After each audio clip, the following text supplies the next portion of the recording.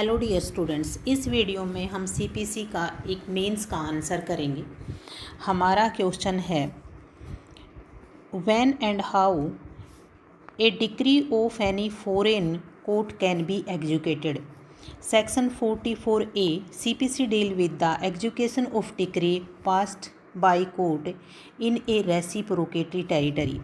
Reciprocatory territory and country and the territory outside India which the central government by the notification of the official gazette declares to be a reciprocatory territory for the purpose of this section।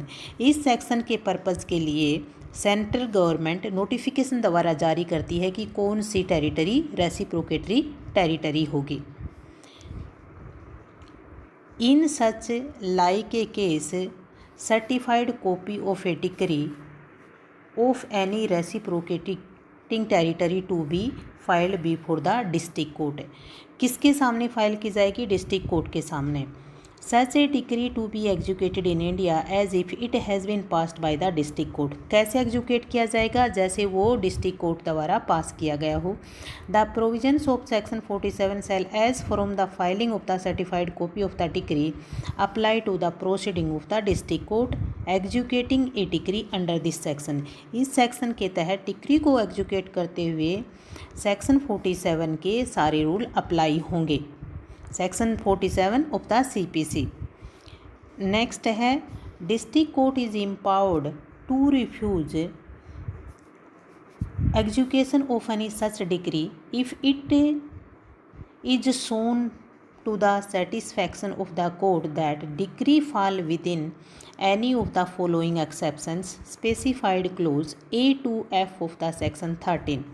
यदि section 13 के ए से F close तक लाई करती है तो district court मना कर सकता है। Where it has not been pronounced by the court of competent jurisdiction. Number 1, यदि कंपिटेंट ज्यूरिसडिक्शन द्वारा वो डिक्री पारित ना की गई हो। Number 2, where it has not been given on the merit of the case. यदि वो फॉरेन कंट्री के कोर्ट ने मेरिट पर उस केस को डिसाइड ना किया हो। Where it appears on the face of the proceeding to be founded on incorrect view of the international law. International law के व्यू में इनकरेक्ट हो। और a refusal to recognise the law of India in case in which such law is applicable. यदि उस case में ऐसा लगता हो कि वह भारतीय लॉ को रिकॉग्नाइज नहीं करता है।